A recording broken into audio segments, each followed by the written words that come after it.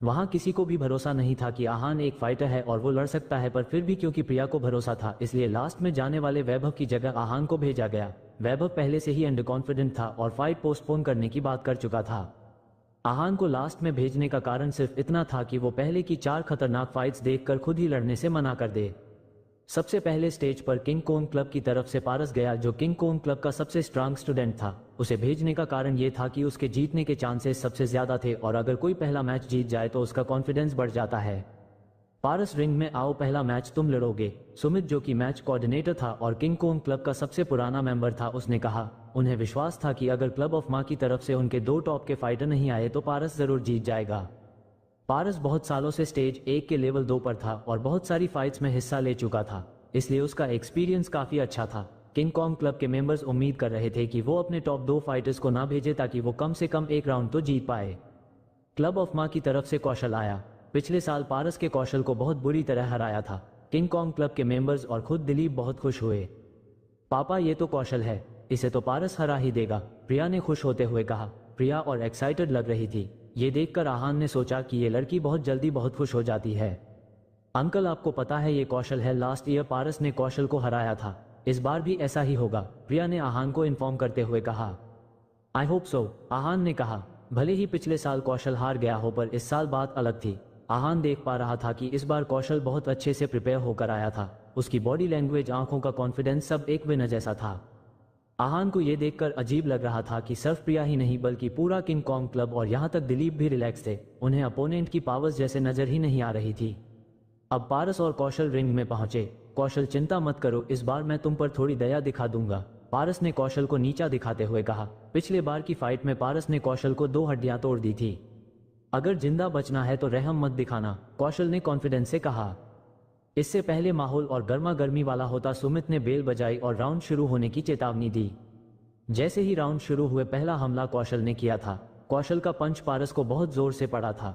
इससे पहले वो खुद को संभालता और कौशल पर हमला कर पता, कौशल ने एक और वार किया। इस बार कौशल ने इसके गाल पर थप्पड़ मारा था। ये एक ओपन फाइट थी और थप्पड़ अलाउड था, पर फिर भी मार्शल आर्ट में थप्पड़ बेइज्जती माना जाता था। कौशल पारस को नीचा दिखाकर हराना चाहता था। हुआ भी यही। कौशल पारस को उठा उठाकर पटक रहा था। लास्ट में सुमित को फाइट रोकनी पड़ी। बस, सुमित ने कहा। ऐसे ही कौशल ने किंग कॉन्ग क्लब के 3 मेंबर्स को बुरी तरह हरा दिया था। पापा, ये कौशल ड्रग्स करके आया है क्या? कैसे एक एक को पटक रहा है? प्रिया अब परेशान हो चुकी थी। डोंट वरी, अब सुमित फाइट करेगा, दिलीप ने कहा। सुमित फाइट कोऑर्डिनेटर होने के साथ साथ एक बहुत अच्छा फाइटर भी था। वो दिलीप का सबसे भरोसेमंद स्टूडेंट था। अब इस कौशल को सुमित भैया मजा चकाएंगे, प्रिया ने कहा। वो तो वक्त बताएगा, आहान ने कहा। मतलब? प्रिया ने सवाल किया। मतलब ये को मैच देखो, समझ आ जाएगा, आहान ने रिंग की तरफ इशारा करते हुए कहा। आहान बहुत देर से कौशल के मूव्स को ऑब्जर्व कर रहा था। उसके मूव्स विनर मूव्स थे। ऐसे फॉर्म वाले मार्शल आर्टिस्ट को हराना बहुत मुश्किल था। जैसा आहान ने सोचा था वैसा ही हुआ। कौशल ने सुमित को भी हरा दिया था। खत्म खत्म, सब खत्म, अब मुझे भागने की तैयारी कर लेनी चाहिए, प्रिया ने परेशान होते हुए कहा। क्लब ऑफ माँ के एक फाइटर ने किंग कॉन्ग क्लब के 4 फाइटर्स को हरा दिया था। इतनी जल्दी भी क्या है, अभी तो मैंने फाइट करना शुरू भी नहीं किया, आहान ने कहा। सुमित भैया उसे नहीं हरा पाए, आप कैसे हराओगे? मुझे टिकट बनाने में देर नहीं करनी चाहिए, प्रिया ने कहा। अब कौन आने वाला है स्टेज पर? कौशल की आंखों में चमक और आवाज में जोश था। कोई है जो मुझसे लड़ेगा? मैं लड़ूंगा तुमसे, पीछे से एक आवाज आई। आवाज आहान की थी। क्लब ऑफ माँ के सारे मेंबर्स आहान के बारे में नहीं जानते थे। अंकल, आप सच में जाएंगे? प्रिया ने पूछा। मैं नहीं जाऊंगा, पर कोई है जो अफ्रीका जाने वाला है, आहान ने प्रिया को छेड़ते हुए कहा। अंकल, मैं हारने के लिए तैयार हूं, आपको फाइट करने की जरूरत नहीं है। प्रिया अब गिल्टी फील कर रही थी। आहान उसकी वजह से आया था, अगर उसे चोट लग जाती तो वो क्या करती? चिंता मत करो, मैं लड़ूंगा, आहान ने कहा। आपके जीतने के चांसेस कितने हैं? प्रिया ने पूछा। हम 100%, आहान ने जवाब दिया।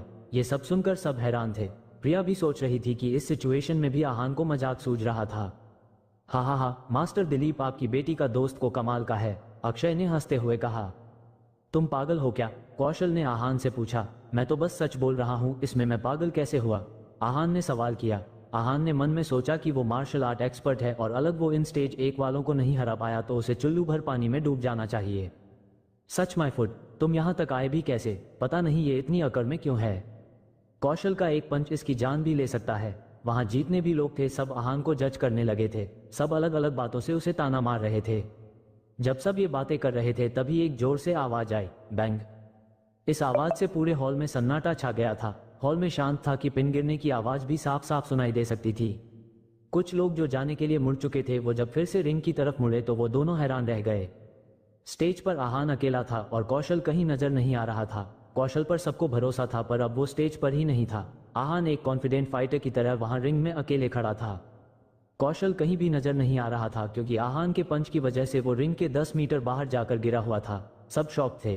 कौशल सबसे ज्यादा मेहनती और ट्रांसफॉर्म फाइटर था, फिर कोई उसे कैसे हरा सकता था। सीनियर मास्टर ये कौन है? किसी ने सुमित से पूछा। सुमित ने अपनी गर्दन हिलाते हुए कहा, मुझे भी नहीं पता पर ऐसा लग रहा है जैसे आज कोई चमत्कार हो सकता है। आपका मतलब है कि? उसी लड़के ने फिर से पूछा। मास्टर दिलीप ये कौन है? इसका बैकग्राउंड क्या है? अक्षय ने दिलीप से पूछा। मास्टर अक्षय, अगर मैं आपसे कहूं कि मुझे इसका नाम भी नहीं पता तो क्या आप मेरा विश्वास करोगे? दिलीप ने पूछा। तुम्हें इसका नाम भी नहीं पता? अक्षय ने हैरानी में पूछा। देखकर तो लग रहा था कि प्रिया उसे बहुत अच्छे से जानती थी, पर अक्षय वो आदमी आपको जानता है? दिलीप ने कहा। आपके कहने का मतलब क्या है दिलीप? अक्षय ने पूछा। दिलीप ने अक्षय को सारी बात बताई और अक्षय सोचने लगा कि क्या उसने आहान को कभी कहीं देखा था पर उसे याद नहीं आ रहा था। क्या अक्षय आहान को पहचान पाएगा? क्या आहान अक्षय से बदला लेगा? की ताकत कमाल की थी। उसका बॉडी पोस्चर देखकर पता चल रहा था कि उसने अपनी पूरी ताकत नहीं लगाई थी, पर फिर भी कौशल रिंग से भी दूर जाकर गिरा। सबकी आंखें हैरानी में खुली हुई थी। इस वक्त जो सबसे ज्यादा खुश थी वो थी प्रिया। प्रिया तब तक आहान की ताकत को नहीं जानती थी, पर जब उसने देखा कि कैसे एक ही पंच से कौशल की ये हालत हो गई तब उसे विश्वास हो गया कि वो जीत सकते हैं। जब आहान ने कहा था कि उसके जीतने के चांसेस 100% है तब किसी ने भी विश्वास नहीं किया था, पर अब सब जो स्टेज के नीचे खड़े थे वो एक दूसरे को देख रहे थे। क्लब ऑफ माँ के सब फाइटर की आंखों में डर और चिंता थी और किंग कोंग क्लब के फाइटर हैरान थे। जब कोई कुछ नहीं बोल रहा था और हॉल में बिल्कुल सन्नाटा था तब आहान ने कहा, क्यों ना तुम चारों मुझसे एक साथ फाइट करो। सब लोगों में एक बार फिर हलचल मच गई थी। आहान सबसे एक साथ लड़ना चाहता था। भले ही उसने कौशल को हरा दिया था पर फिर बाकी 4 लोग बहुत स्ट्रांग थे, उन्हें अकेले हराना नामुमकिन था। उनमें से एक फाइटर तो स्टेज 1 के लेवल 2 पर था।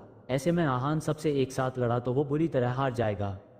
आहान की ये बात सुनकर क्लब ऑफ माँ के लोगों का मुंह बन गया। वो भी मार्शल आर्ट में जाने माने फाइटर थे और ये आहान उन्हें कुछ समझ ही नहीं रहा था। जब आहान ने देखा कि अभी नहीं कोई कुछ नहीं बोल रहा है तब उसने कहा, अरे मैं तुम सबसे साथ इसलिए लड़ना चाहता हूं क्योंकि मैं जल्दी में हूं। जल्दी में? आहान की इस बात का साफ साफ मतलब ये था कि वो उन चारों को हारने में ज्यादा वक्त नहीं लेगा। इस बात से क्लब ऑफ माँ के लोगों को और ज्यादा गुस्सा आया। क्या तुम सच में हम चारों से एक साथ लड़ना चाहते हो? एक फाइटर ने अपना गुस्सा पीते हुए पूछा। आहान की बात पर सबको गुस्सा जरूर आया था, पर आहान का कॉन्फिडेंस देखकर सब डाउट में भी थे। तुम्हें ऐसा क्यों लग रहा है कि मैं मजाक कर रहा हूं? आहान ने पूछा। आहान सच में उनको हारने की जल्दी में था क्योंकि उसे अक्षय से फाइट करनी थी। ठीक है, अगर तुम मजाक नहीं कर रहे हो तो फिर बाद में पछताना मत। हम चारों में से कोई भी तुम पर रहम नहीं करेगा, एक फाइटर ने कहा। उनकी नज़र में आहान मार्शल आर्ट के स्टार्टिंग में था फिर भी इतना एटीट्यूड दिखा रहा था। वो चारों मार्शल आर्ट के लेवल 1 और लेवल 2 पर थे। उनके हिसाब से आहान उनके सामने नहीं टिक सकता था। आ जाओ फिर, आहान ने मुस्कुराते हुए कहा। ये चारों आहान को धमका रहे थे और उसे मारना चाहते थे। अंकल, सबकी ये बातें सुनकर प्रिया घबरा रही थी। आहान फाइट करने प्रिया की वजह से गया था। आहान भले ही बहुत ताकतवर हो पर बाकी चारों भी बहुत स्ट्रांग थे। सबको और प्रिया को यही लग रहा था कि आहान को ऐसा नहीं करना चाहिए था। मैं जानता हूं मैं क्या कर रहा हूं, आहान ने प्रिया की तरफ मुस्कुराते हुए कहा। क्लब ऑफ माँ के चारों फाइटर्स रिंग में आए और उन्होंने अपने आप को इंट्रोड्यूस किया। फिर आहान ने अपने आप को इंट्रोड्यूस किया, किंग कोंग क्लब आहान रायजादा। क्योंकि आहान किंग कोंग क्लब की तरफ से लड़ रहा था उसे उनका नाम लेना पड़ा। स्टेज के नीचे सबके एक्सप्रेशंस बहुत अलग से थे। किसी ने भी आहान रायजादा नाम नहीं सुना था। दिलीप और प्रिया ने उसका नाम फिर से धीरे से लिया जैसे कि वो इस नाम को कभी भूलना नहीं चाहते हो। अक्षय भी सोच रहा था कि उसने ये नाम पहले कभी नहीं सुना था। वो ऐसे किसी को नहीं जानता था जो मार्शल आर्ट में 4 लोगों से भिड़ सके, पर अब अगर आहान सबसे लड़ना चाहता था तो इसका कोई कुछ नहीं कर सकता है। फाइट शुरू हुई। अक्षय ने अपने स्टूडेंट्स को एक साथ अटैक करने के बहुत सारे पैतरे सिखाए हुए थे। उन चारों में पूरा कॉन्फिडेंस था कि वो आहान को आराम से हरा देंगे। उन्होंने शुरू से ही आहान को चारों तरफ से घेरा हुआ था। एक पंच हवा को चीरते हुए आहान के नाक के पास आया और आहान ने खुद को अच्छे से डिफेंड किया। इतना ही नहीं, इससे पहले कोई कुछ और कर पाता। आहान का पंच एक फाइटर के मुंह पर पड़ा और वो भी रिंग के बाहर कौशल के पास जाकर गिरा। सन्नाटा। पूरे हॉल में एक डरावना सन्नाटा था। जिस तरह से आहान ने खुद को बचाते हुए काउंटर अटैक किया था सब बस देखते ही रह गए। अब स्टेज पर 1vs3 था। आहान के चेहरे पर कॉन्फिडेंस था और बाकी तीनों के चेहरे पर डर था। तीनों कहीं न कहीं सरेंडर करना चाहते थे। जैसे ही एक ने बोलना चाहा, मैं वो अपनी बात पूरी कर पाता, उससे पहले ही आहान ने उसके पेट पर लात मारी और अपने पैरों से अटकाकर उसे बुरी तरह से नीचे गिरा दिया। फिर आहान ने उसे उठाया और उसे भी कौशल के पास फेंक दिया। आहान के ये एक्शन पलक झपकते ही पूरे हो गए। कुछ ही मिनट में आहान ने क्लब ऑफ माँ के 2 सबसे ताकतवर फाइटर्स को चित कर दिया था। जैसे ही आहान ने अपने कदम बाकी 2 की तरफ बढ़ने शुरू किए, उन्होंने ने तुरंत हार मान ली और स्टेज से भागने लगे। उन्हें एहसास हो गया था कि आहान कोई मामूली इंसान नहीं है। अगर उन्हें खुद को बचाना है तो उन्हें हार मान लेनी चाहिए। उधर स्टेज के नीचे खड़े अक्षय की आंखें गुस्से से लाल थी। उसके 5 स्टूडेंट्स इस कदर हारेंगे, उसे इस बात का बिल्कुल अंदाजा नहीं था। इनकी हार से क्लब ऑफ माँ का नाम बुरी तरह से खराब हो चुका था। उनमें से कोई भी अगर थोड़ा भी लड़कर हारता तो शायद अक्षय को इतना गुस्सा नहीं आता, पर किसी में भी उसके सामने टिकने की ताकत नहीं थी। इतना ही नहीं, 2 तो बिना लड़े ही हार मानकर स्टेज से भाग गए थे। उधर दिलीप के चेहरे पर हैरानी, चिंता और खुशी सब थे। हैरानी थी आहान की ऐसी ताकत देखकर, खुशी इस बात की थी कि किंग कोंग क्लब आज ये फाइट जीत गया, और चिंता इस बात की थी कि अब अक्षय क्या करेगा। दिलीप चाहता था कि आज किंग कोंग क्लब जीत जाए, पर वो ऐसे जीतेंगे ये उसने बिल्कुल नहीं सोचा था। आहान जब स्टेज से नीचे उतर रहा था तब सबके मन में उसके लिए रिस्पेक्ट थी। किंग कोंग क्लब का हर सदस्य उसे इज्जत से देख रहा था, खास करके सुमित ने ही आहान को वहां से भाग जाने के लिए कहा था, और अब वो ही आहान के सामने सिर झुकाए उसकी इज्जत में खड़ा था। जो इन सब में सबसे ज्यादा खुश थी वो थी प्रिया। आहान को जज करने में प्रिया इतनी भी गलत नहीं थी। प्रिया खुशी से फूली नहीं समा रही थी। जैसे ही आहान स्टेज के नीचे आया, प्रिया भगकर उसके पास गई और उसके गाल पर किस कर दिया। अंकल आप अमेजिंग हो, यू आर टू गॉड। प्रिया ने जैसे ही ये किया, आहान हैरान था। आहान सोच रहा था कि इस लड़की में आखिर कैसा कॉन्फिडेंस है, इतने लोगों के बीच में उसने उसके गाल पर किस कर दिया था। कुछ ही सेकंड्स में प्रिया को एहसास हो गया था कि उसने कुछ गलत कर दिया था। उसने जैसे ही आहान की तरफ देखा, आहान का एक्सप्रेशन कुछ खास अच्छा नहीं था। शायद उसे प्रिया की यह हरकत पसंद नहीं आई थी। प्रिया ने भी कुछ कहा नहीं, बस शर्म से अपनी गर्दन झुका ली। इस वक्त अक्षय और दिलीप आहान के पास आए। अक्षय का चेहरा कुछ खास अच्छा नहीं था, पर दिलीप के चेहरे पर कहीं ना कहीं एक हल्की सी मुस्कान थी। आखिर वो आहान की वजह से हारी हुई फाइट जीत गए थे। दिलीप ने आहान का हाथ अपने हाथों में लिया और कहा, यंग मैन, मैंने कभी भी आप जैसा फाइटर नहीं देखा। आपकी स्ट्रेंथ कमाल की है। पहले मैंने जो कुछ भी कहा था मैं उसके लिए आपसे माफी मांगता हूँ। दिलीप जो भी बोल रहा था वो सब सच था। पूरे मनाली में आहान की जनरेशन में से उसके जैसा कोई भी नहीं था। मास्टर दिलीप आप बहुत अच्छे हैं, आहान ने मुस्कुराते हुए कहा। आहान को दिलीप से कोई परेशानी नहीं थी। दिलीप एक अच्छा इंसान था। उसने पहले जो कुछ भी बोला था वो सब आहान की भलाई के लिए बोला था।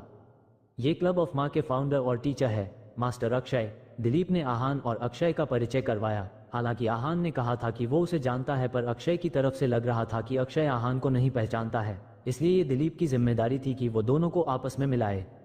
मैं इन्हें जानता हूँ, आहान ने अक्षय की तरफ देखते हुए कहा। तुम मुझे कैसे जानते हो, अक्षय ने आहान से पूछा। जिस तरह आहान ने अक्षय को देखा था, अक्षय थोड़ा घबरा गया था। मार्शल आर्ट सीखते हुए उसे ऐसे घबराहट पहली बार हुई थी। आहान को देखकर फिर अक्षय ने मन में सोचा, शायद मैं ज्यादा सोच रहा हूँ।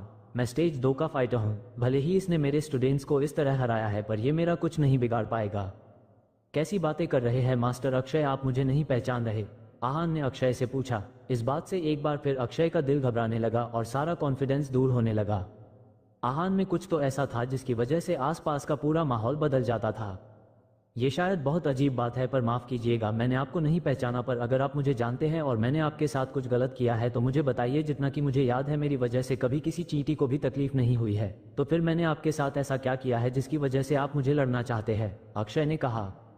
जैसे ही अक्षय ने यह बात खत्म की, आहान सार्कास्टिकली हंसने लगा। वो कभी कुछ गलत नहीं किया है आपने। आप कहना क्या चाहते हैं? अक्षय को आहान की बात समझ नहीं आई। अच्छा, तो अब आपको मेरी बात समझ नहीं आ रही। मैं कुछ नाम लेता हूं, आप याद कीजिए ये सब कौन है। इतना कहकर आहान ने कुछ नाम लिए। जिस तरह से आहान उनके नाम ले रहा था, सब समझ गए थे कि वो उसकी जिंदगी का खास हिस्सा रहे होंगे, पर अभी भी अक्षय के चेहरे पर कंफ्यूजन था। उसने ये नाम पहले कभी नहीं। यंग मैन, मैं इनमें से किसी को भी नहीं जानता। अक्षय के हाव भाव से लग रहा था कि वो बिल्कुल सच बोल रहा था। उसने ये नाम पहले कभी नहीं सुने थे। नहीं जानते तुम इन सबको? आहान ने फिर से पूछा। आहान ने जितने भी नाम लिए थे वो सब मामूली लोग थे। सब अपनी और अपने परिवार की जरूरतों को पूरी करने के लिए मेहनत कर रहे थे। 3 साल पहले जब आहान पर हमला हुआ था, तब इन्हीं लोगों ने उसके लिए अक्षय और उसके साथियों से फाइट किया था। अक्षय और उसके साथी मार्शल आर्ट ट्रेंड थे, पर फिर भी उनमें से कोई भी पीछे नहीं हटा था। अपनी जान पर खेलकर इन लोगों ने आहान को बचाया था और वहां से दूर लेकर आए थे। उस रात आहान के शरीर पर बहुत खून था। उसके खून के साथ उस दिन उसके शरीर पर उन मामूली लोगों का भी खून था जिन्होंने उसके लिए लड़ाई की थी। अगर उस दिन वो लोग नहीं होते तो आज शायद आहान जिंदा नहीं होता और अब अक्षय इन सबको जानने से माना कर रहा था। शायद उसके लिए मामूली लोग और चींटियां बराबर होते हैं। अब क्योंकि तुम उन्हें जानने से इनकार कर रहे हो तो फिर, आहान ने इतना कहा और अक्षय को पंच किया। आहान के इस पंच से फाइटिंग हॉल का माहौल फिर से बदल गया था। अब सबके चेहरे पर डर था। वहां हर इंसान कांप रहा था। उन्होंने ऐसा गुस्सा पहले कभी नहीं देखा था। उन्हें विश्वास नहीं हो रहा था कि आहान जैसा शांत दिखने वाला आदमी ऐसा कर सकता था। उधर अक्षय इस पंच के बाद खुद को संभाल रहा था। उसकी आंखें खुली की खुली रह गई थी। अक्षय के शरीर पर रोंगटे खड़े हो गए थे। ये तुम क्या कर रहे हो? मैं सच में इन लोगों को नहीं जानता, अक्षय ने पूछा। तुम इन्हें नहीं जानते इसलिए तुम मरना ही डिजर्व करते हो, आहान ने गुस्से में कहा। तुम क्या कह रहे हो? मुझे कुछ समझ नहीं आ रहा है, अक्षय ने कहा। सब समझ आ जाएगा। आहान का अक्षय को माफ करने का इरादा बिल्कुल नहीं था। अक्षय और आहान का गुस्सा अब इस लड़ाई को कहां लेकर जाएगा?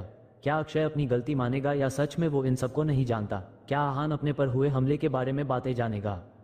जैसे जैसे आहान अक्षय की तरफ बढ़ रहा था, अक्षय की दिल की धड़कनें तेज होती जा रही थी। एक एक कदम के साथ अक्षय की धड़कन का रफ्तार बढ़ती जा रही थी। जब आहान बिल्कुल अक्षय के सामने पहुंचा तो अक्षय बुरी तरह से कांप रहा था। उसके सामने आते ही आहान ने उसे जोर से पेट पर घुटने से मारा और अक्षय वहीं घुटने टेक कर बैठ गया। सबने एक लंबी सांस ली। प्रिया ने अपने हाथ से अपनी आंखें बंद कर ली थी। कुछ के हाथ उनके मुंह पर थे तो कुछ की आंखें खिलू की खुली रह गई थी। मार्शल आर्ट स्टेज 2 के लेवल 1 पर पहुंच चुका अक्षय इस वक्त आहान के सामने घुटने टेक कर बैठा था। इस बात की तो किसी को भी उम्मीद नहीं थी। पापा, ये क्या हो रहा है?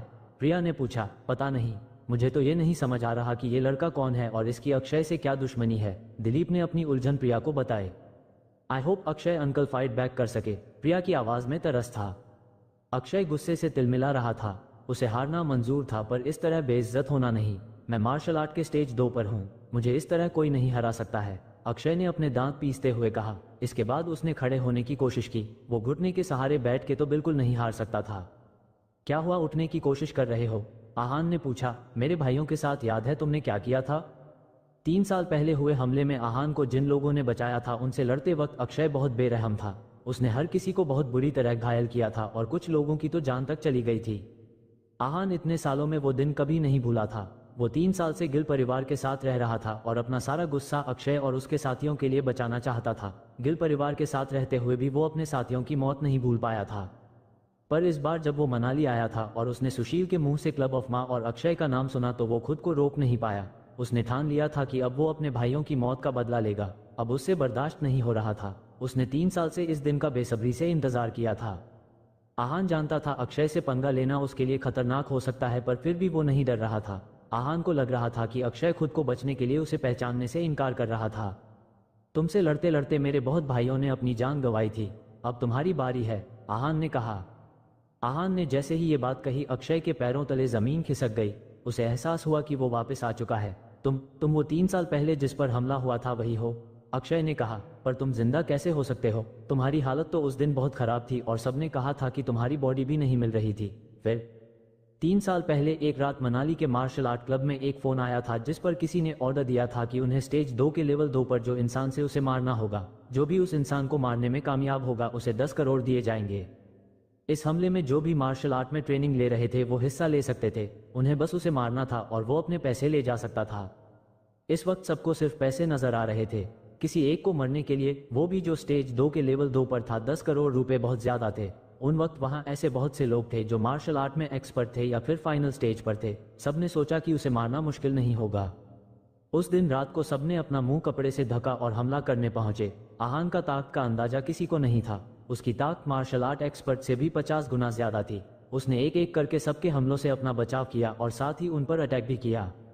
उस रात मनाली में सारे हमलावरों के लिए वो रात एक डरावना सपना साबित हुई। कोई अकेले इतने लोगों से कैसे भिड़ सकता था? उस वक्त अक्षय में आहान से लड़ने की ताकत नहीं थी, इसलिए वो बस दूर से सब देख रहा था। आहान की मदद करने के लिए वहां कुछ और लोग भी पहुंचे थे।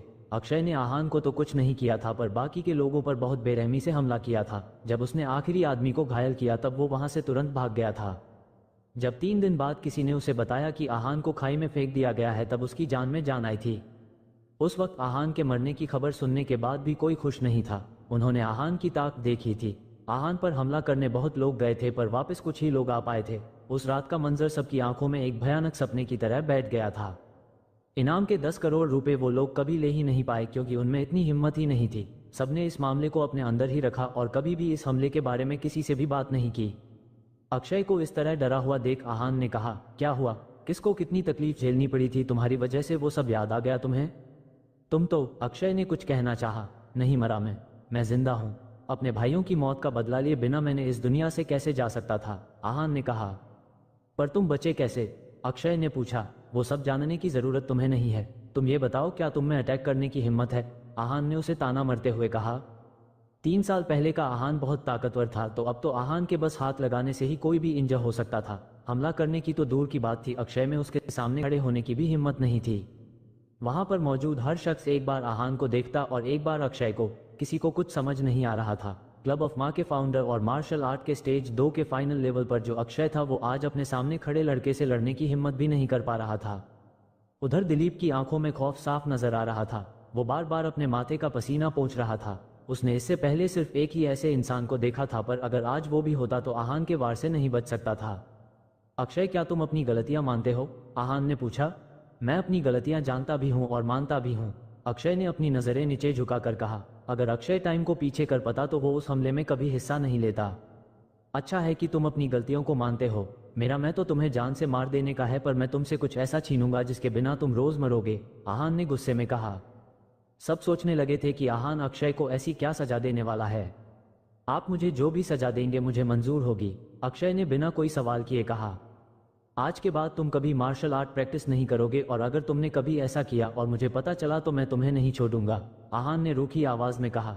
एक स्टेज 2 के मार्शल आर्ट फाइटर को अपना आर्ट प्रैक्टिस करने से रोकना किसी को भी अंदर तक तोड़ सकता है। आहान अक्षय को एक बार में मारकर खत्म नहीं करना चाहता था, पर उसे हर रोज मरते हुए देखना चाहता था। आहान की ये बात सुनकर सब हैरान हो गए।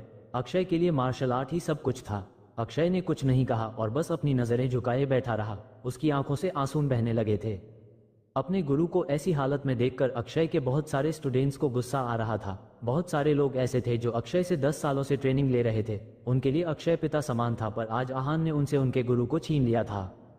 उनका मन तो कर रहा था कि आहान को अच्छा सबक सिखाए, पर वो जानते थे कि जब उनके गुरु का उसने ये हाल कर दिया था तो उन्हें तो वो चींटी की तरह मसल देगा। मैं आज के बाद कभी भी मार्शल आर्ट प्रैक्टिस नहीं करूंगा। अगर ऐसा हुआ तो आहान रायजादा मुझे कोई भी सजा दे सकते हैं, मैं उसे मंजूर करूंगा। ये अक्षय के आखिरी शब्द थे। इसके बाद अक्षय ने कुछ नहीं बोले और बस वहीं बैठा रहा। उस हमले का असली मास्टरमाइंड कोई और था। अक्षय तो बस एक जरिया था, इसलिए उसने उसे मारा नहीं और छोड़ दिया। आहान जानना चाहता था कि 10 करोड़ देने की बात आखिर की किसने थी। उसे ये तो पता था कि वो रायजादा परिवार से ही कोई है, और वो आहान का पिता आदित्य रायजादा नहीं है। ये काम किसी और का था।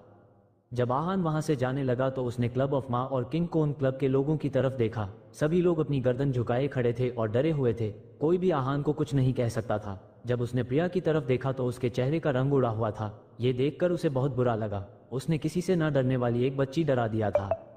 जब आहान वहां से चला गया था तब प्रिया की आंखों में आंसू आ गए। अपनी बेटी के आंसुओं का कारण दिलीप अच्छे से जानता था। प्रिया हमेशा कहती थी कि वो किसी बहुत ताकतवर इंसान से ही शादी करेगी, पर आहान उसके लिए सही नहीं था। आहान की ताकत उन्हें मुसीबत में डाल सकता था, इसलिए उन दोनों का रिश्ता होना सही नहीं था। प्रिया भी इस बात को अच्छे से समझती थी, इसलिए ही उसकी आंखों से आंसू आ गए। उसे कुछ ही देर में आहान बहुत पसंद आ गया था और शायद वो उससे प्यार करने लगी थी। पापा, क्या ये कभी वापस आएंगे? प्रिया ने रोते हुए पूछा। दिलीप कहना तो चाहता था कि वो वापस कभी नहीं आएगा, पर वो अपनी बेटी का दिल नहीं तोड़ सकता था, इसलिए वो चुप ही रहा। प्रिया अपने पिता की चुप्पी का कारण समझ गई थी। पापा, मैं उन्हें ढूंढने जा रही हूँ, प्रिया ने कहा। बिल्कुल नहीं, तुम कहीं नहीं जाओगी प्रिया।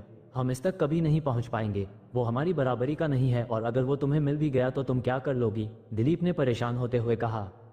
पापा, मैंने उनसे शादी के बारे में नहीं सोचा है और मैं कभी ऐसा सोचूंगी भी नहीं। मैं बस उनसे मिलना चाहती हूँ और उनके बारे में और जानना चाहती हूँ, प्रिया ने कहा। यह सच था कि प्रिया को पहली बार कोई इतना पसंद आया था। वो सिर्फ उसका नाम नहीं जानना चाहती थी, पर उसके बारे में सब जानना चाहती थी। पापा, आपने मेरा इतने साल इतना ध्यान रखा, उसके लिए थैंक यू।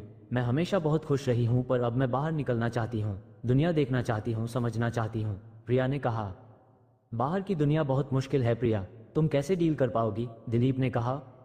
मैं कर लूंगी पापा, हर मुश्किल से लड़ लूंगी मैं। आपने मुझे इतना स्ट्रांग बनाया है, प्रिया ने कहा। प्रिया स्वभाव में चाहे जैसी भी थी, पर दिल की बहुत साफ थी। आहान को देखकर वो समझ गई थी कि आहान की जिंदगी आसान नहीं रही होगी। उसने अपनी लाइफ में बहुत प्रॉब्लम फेस की होंगी, तभी तो उसका ऑरा ऐसा था। प्रिया भी अपने लिए ऐसा ही चाहती है। प्रिया हमेशा से ही बहुत से लड़कों के बीच में रही है, पर उसके मन में ऐसी फीलिंग्स कभी किसी के लिए नहीं आई थी। उसका कारण था आहान का ऑरा। आहान बाकी लड़कों से बहुत अलग था। अब प्रिया उस फाइटिंग हाल से निकलकर अपनी जिंदगी अपनी शर्तों पर जीना चाहती थी। वो चाहती थी कि जब वो मरे तो उसे कोई रिग्रेट ना हो। प्रिया बहुत खुश थी कि उसे आहान अभी मिल गया था। आज आहान को वजह से ही वो अपने पापा को ये सब बोल पाई थी। ठीक है, अगर तुमने फैसला कर लिया है तो मैं तुम्हें नहीं रोकूंगा, पर अपना ध्यान रखना और जब मन करे वापस आ जाना, दिलीप ने कहा। प्रिया को समझना अब मुमकिन नहीं था। थैंक यू पापा, I will make you proud, Priya के कहा। जब तुम आहान से मिलो तो उसे थैंक यू जरूर कहना। दिलीप जानता था कि प्रिया और आहान के बीच कुछ नहीं हो सकता। अगर वो प्रिया को ये कहता तो उसकी हिम्मत टूट जाती। जी पापा, प्रिया ने इतना कहा और वहां से चली गई। क्या प्रिया आहान से फिर से मिल पाएगी? प्रिया से मिलकर आहान कैसे रिएक्ट करेगा? जब आहान वहां से निकला तब अस्मिता उसका बाहर इंतजार कर रही थी। वो रूपल के पेरेंट्स के बारे में बात करने के लिए आई थी। तो तुम कह रही तो कि रूपल के पेरेंट्स को उन्होंने खुद छुड़वाया है? बहुत वक्त के रूपल के पेरेंट्स जेल में थे। हालांकि उन्हें डिस्ट्रीब्यूटर ने फंसाया था, फिर भी शर्मा फैमिली उन्हें ही गुनहगार मान रही थी। शर्मा फैमिली उनको मारना चाहती थी। अस्मिता में उनके बीच में सुलह कराने गई थी, पर उसका कोई फायदा नहीं हुआ था। अपने हाथ के सारे काम खत्म करने के बाद आहान खुद उस फैमिली से मिलने जाने वाला था, पर आज ही अस्मिता को पता चला था कि उन्होंने रूपल के पेरेंट्स की बेल करवा दी थी। जी यंग मास्टर, ऐसा होना पॉसिबल भी है। अस्मिता समझ गई थी कि आहान बहुत कंफ्यूज्ड है। मतलब मैं कुछ समझा नहीं, आहान ने पूछा। यंग मास्टर, इतने दिनों से जो भी मनाली में हुआ है वो मनाली की एलीट फैमिलीज को पता है, अस्मिता ने कहा। ये बात सुनकर आहान समझ गया था कि अस्मिता क्या कहना चाह रही है। पूरा मनाली शहर जान चुका था कि कोई आहान रायजादा शहर में है। अपने पहले ही दिन उसने रजत चौधरी और अभिषेक चोपड़ा का हाथ तोड़ दिया था। जब चौधरी फैमिली ने उसे बदला लेने की कोशिश की तो उन्हें शहर छोड़कर जाना पड़ा। सिर्फ इतना ही नहीं, अभिषेक चोपड़ा का भाई राज चोपड़ा, जिसे मनाली का राजकुमार कहा जाता था, वो भी चुप रहा और कुछ नहीं किया, बस वशिष्ठ हाउस के शेयर्स उसे दे दिए। उसके बाद मॉल में शनाया को परेशान करने के सोनिया को सबक सिखाया। सोनिया ड्रैगन टाइगर सोसाइटी के मेंबर राकेश की बीवी थी, पर यह आहान इससे भी नहीं डरा। ये मामला ठंडा होता उससे पहले वशिष्ठ हाउस में एक और कांड हुआ और इस बार 2 लोगों की जान चली गई। जो 2 लोग मरे थे वो मेहता फैमिली के बच्चे थे, आयशा मेहता और आयुष मेहता। इतने पावरफुल होने के बाद भी मेहता फैमिली ने कोई एक्शन नहीं लिया था। इतना सब कुछ हो जाने के बाद अब बहुत परिवारों में आहान का डर था, और ये तब हो रहा था जब राज चोपड़ा आहान की पहचान को छुपाए हुए था। अगर वो उसकी पहचान नहीं छुपा रहा होता तो शायद आज सारे परिवार कांप रहे होते। आहान को उम्मीद नहीं थी कि शर्मा फैमिली ऐसे मान जाएगी और रूपल के पेरेंट्स को छोड़ देगी। शर्मा फैमिली ने उन्हें छोड़ दिया है, पर मैं अब भी उनसे मिलकर आऊंगा, आहान ने कहा। ओके यंग मास्टर, अस्मिता ने कहा। यंग मास्टर, अस्मिता कुछ और भी बताना चाहती थी। अस्मिता की शक्ल देखकर आहान समझ गया था कि कुछ बात थी जो वो बताने में हिचकिचा रही थी। कुछ और बात है अस्मिता, बेझिझक बोलो, आहान ने कहा। यंग मास्टर, कुछ बात तो है, पर कैसे बोलूं ये समझ नहीं आ रहा। अस्मिता कोई भी बात बताने में पहले कभी इतना नहीं झिझकी थी। क्या ये बात रायजादा परिवार के बारे में है? आहान ने पूछा। आहान जानता था कि जब बात रायजादा परिवार की होती है अस्मिता तभी इतना उलझी हुई होती है। जी यंग मास्टर, अस्मिता ने हाँ में अपनी गर्दन हिला दी। क्या बात है, बोलो, किसको क्या प्रॉब्लम हुई है? आहान ने कहा। यंग मास्टर, यंग मिस आपसे बहुत नाराज है। उनका कहना कि आपने इतने दिनों में मनाली में जो भी किया है उससे परिवार की इज्जत कम हुई है। आपने हर जगह रायजादा फैमिली का नाम यूज करके सही नहीं किया, अस्मिता ने कहा। आहान अच्छे से जानता था कि अस्मिता किसकी बात कर रही है। यंग मिस आहान की चचेरी बहन अनन्या रायजादा थी। बचपन से ही अनन्या रायजादा आहान को परेशान करती थी। वो अपने परिवार के साथ मिलकर उसे नीचा दिखने का एक भी मौका नहीं छोड़ती थी।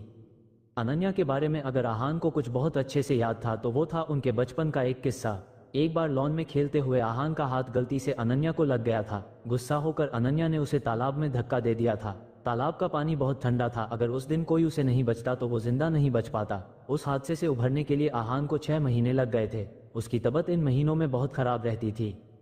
आहान को लगा था कि सब अनन्या को समझाएंगे कि उसे ऐसा नहीं करना चाहिए था, पर उल्टा सबने आहान को सुनाया कि उसे अनन्या को हाथ नहीं लगाना चाहिए था। उस दिन आहान ने मान लिया था कि इस परिवार में किसी को भी उसकी चिंता नहीं थी। आहान ने अनन्या से और रायजादा परिवार से दूरी बनाना ही ठीक समझा, पर उससे किसी को कोई फर्क नहीं पड़ा। उल्टा अनन्या उसे और परेशान करने लगी थी। पर आहान तब तक मार्शल आर्ट सीखना शुरू कर चुका था। वो अपने गुरु से ही सब बातें करता था। 3 साल पहले जब उसने रायजादा परिवार छोड़ा था तब उसने सोचा था कि अब उसे अनन्या से डील नहीं करना पड़ेगा, पर आज अनन्या ने फिर से आहान को परेशान करने का तरीका ढूंढ लिया था। अनन्या कब आ रही है? आहान जानता था कि अनन्या सिर्फ बातें नहीं करेगी, वो आहान से मिलकर उसे नीचा जरूर दिखाएगी। अगले हफ्ते अस्मिता ने आहान को देखते हुए कहा। आहान अब रायजादा परिवार का उत्तराधिकारी था, फिर भी अनन्या उसके बारे में ऐसा बोल रही थी। ऐसा लग रहा था जैसे किसी को कोई मतलब नहीं था कि आहान कौन है। कुछ ऐसा राज जरूर था जिसकी वजह से आहान को वैसा सम्मान नहीं मिल रहा था जैसे बाकी के लोगों को मिलता था। अस्मिता को यह खबर विक्रम ने दी थी, जो कि रायजादा परिवार का सबसे भरोसेमंद आदमी था, इसलिए वो झूठ भी नहीं हो सकता था। इन दोनों सिचुएशंस के बारे में सोचकर अस्मिता बहुत कंफ्यूज थी। अच्छा ठीक है, मैं ध्यान रखूंगा, आहान ने कहा। आहान जानता था कि जब अनन्या आएगी तब उसे उसका ध्यान रखना होगा। यंग मास्टर, अस्मिता ने कुछ नहीं बोले और बस अपना सिर झुकाए खड़ी रही। हम थोड़ी देर में ही शिमला के लिए निकलेंगे। मनाली शनाया के लिए सही नहीं है, मैं उसे और कोई तकलीफ में नहीं देख सकता, आहान ने कहा। जी यंग मास्टर, आप यहाँ की चिंता मत कीजिएगा, आपके जाने की तैयारी भी हो गई है, अस्मिता ने कहा। अब मैं शनाया के पास जा रहा हूँ, इतना कहकर आहान हॉस्पिटल की तरफ चला गया। तारांकन हॉस्पिटल में शनाया बहुत परेशान थी क्योंकि आहान अब तक नहीं आया था। जैसे ही आहान वार्ड में घुसा शनाया ने चैन की सांस ली। अभी तुम कहाँ रह गए थे? शनाया ने पूछा। जरूरी काम से गया था, अब हो गया, आहान ने शनाया से कहा और फिर गुरुजी की तरफ मुड़ते हुए कहा, थैंक यू मेरी गैर मौजूदगी में शनाया का ध्यान रखने के लिए। राज से कहिएगा मैं उससे बहुत खुश हूँ। यंग मास्टर, मैं चलता हूँ, गुरुजी ने अपनी गर्दन झुकाते हुए और मुस्कुराते हुए कहा और वहां से चले गए। अब कैसा फील कर रही हो शनाया? आहान ने शनाया से पूछा। पहले से बेटर, डॉक्टर ने कहा है मैं आराम से ट्रेवल कर सकती हूँ, शनाया ने कहा। तुम्हारी डिस्चार्ज समरी तैयार हो रही है, हम आज ही शिमला चलेंगे। तुमने मनाली में बहुत कुछ फेस किया है। आहान को बहुत बुरा लग रहा था कि उसके होते हुए शनाया को इतनी बेइज्जती का सामना करना पड़ा। आहान को मायूस देखकर शनाया ने कहा, मेरे साथ और भी बुरा हो सकता था, पर क्योंकि तुम थे इसलिए तुमने हर बार मुझे बचा लिया। इतना ही नहीं, मेरे साथ गलत करने वालों को अच्छे से सबक भी सिखाया, उसके लिए थैंक यू। आहान के चेहरे पर मुस्कुराहट आ गई। तभी वार्ड में नर्स डिस्चार्ज पेपर्स लेकर आई। सर पेपर्स, मम को रेस्ट की जरूरत है और मेडिसिन टाइम पर दीजिएगा। Have a good day. Thank you, Shanaya और आहान ने मुस्कुराते हुए नर्स से कहा। चलें बेबी, आहान ने अपना हाथ आगे बढ़ाते हुए कहा। शनाया ने आहान का हाथ पकड़ा और दोनों हॉस्पिटल से बाहर आ गए। अब दोनों शिमला के लिए रावण हुए। कुछ घंटों बाद जब वो अपने घर पहुंचे तब आहान ने देखा कि शनाया की मां यामिनी टीवी देख रही थी। यामिनी आहान को कुछ खास पसंद नहीं करती थी। जब उन्होंने देखा कि आहान वापस आ गया है तब उनका मुंह बन गया। तुम में इतनी हिम्मत है कि तुम वापस आ गए। आहान सीमा बुआ और उनके बेटे के सामने ये घर छोड़कर गया था, पर आज वो शनाया के लिए यहाँ वापस आया था। वो शनाया की मां यामिनी से कोई बहस नहीं करना चाहता था, इसलिए उन्हें बिना कुछ बोले अपने रूम की तरफ जाने लगा। वही रुक जाओ, यामिनी गिल ने चिल्लाकर बोला। उन्हें आहान का उन्हें इस तरह अनदेखा करना बिल्कुल पसंद नहीं आया था। इतना बोलकर यामिनी आहान के आगे आकर खड़ी हो गई। बहरे हो, सुनाई नहीं देता? मेरे आगे से हटिए, आहान ने कहा। आहान चाहता तो यामिनी को कुछ भी जवाब दे सकता था, पर वो उनकी इज्जत करता था और अपने आप को उनके जितना नीचे नहीं गिरा सकता है। आहान का ऐसा बर्ताव देखकर यामिनी को अजीब लगा। मनाली से आने के बाद आहान का रवैया बदल गया था। तभी हॉल में शनाया भी आई। जब शनाया ने देखा कि उसकी मां आहान को ब्लॉक करके खड़ी है तब उसने कहा, मोम आप आहान को ऐसे ब्लॉक करके क्यों खड़ी है? अपनी बेटी को देखकर यामिनी की आंखों में चमक आ गई। शनाया बेटा तुम आ गई। इतना कहकर यामिनी शनाया को गले लगाने जब आगे बढ़ी तब उन्होंने देखा कि शनाया के हाथ पर पट्टी बंधी हुई थी। शनाया ये क्या हुआ? यामिनी ने अपनी फिक्र दिखाते हुए पूछा। कुछ नहीं, ब्लेड से कट लग गया था, शनाया ने कहा। ब्लेड से कट लग गया? मुझे बताओ ये किसने किया, मैं उसे अच्छा सबक सिखाऊंगी, यामिनी ने कहा। उसकी कोई जरूरत नहीं है, आहान ने उन्हें सबक सिखा दिया है। शनाया ने अपनी माँ को आधी बात ही बताई थी। अगर वो भेड़िए वाली बात बता देती तो पता नहीं क्या हो जाता। अच्छा, ये नालायक भी किसी को सबक सिखा सकता है क्या? मुझे तो लगता है इसे ही किसी ने सबक न सिखा दिया हो, यामिनी ने आहान को ताना मारते हुए कहा। मोम, शनाया को अपनी माँ की बात बिल्कुल पसंद नहीं आई थी। वो सब जाने दो, मुझे ये बताओ तुम इस फटीचर को तलाक कब दे रही हो, यामिनी ने पूछा। मोम, मैं आपसे कितनी बार कह चुकी हूँ मैं आहान के तलाक नहीं दूंगी, शनाया ने फर्मली कहा। पहले जब यामिनी गिल ये बात बोलती थी तब शनाया को अजीब नहीं लगता था, पर अब तलाक शब्द सुनते ही शनाया के बहुत अजीब लगता था। वो किसी भी कीमत पर आहान को तलाक नहीं देना चाहती थी। शनाया, क्या तुम्हें अभी भी नजर नहीं आ रहा है कि ये हमारी फैमिली के लिए पनौती है? इसकी वजह से हम और कितनी प्रॉब्लम फेस करेंगे, यामिनी ने चिल्लाते हुए कहा। ये आप क्या कह रही है? आहान ने ऐसा क्या किया है, शनाया ने कहा। पहले तुम्हारे पापा का एक्सीडेंट हुआ जिससे वो अभी तक ठीक नहीं हुए हैं, और फिर जैसे ही तुम घर से बाहर निकली तुम्हारे साथ ये हादसा हो गया।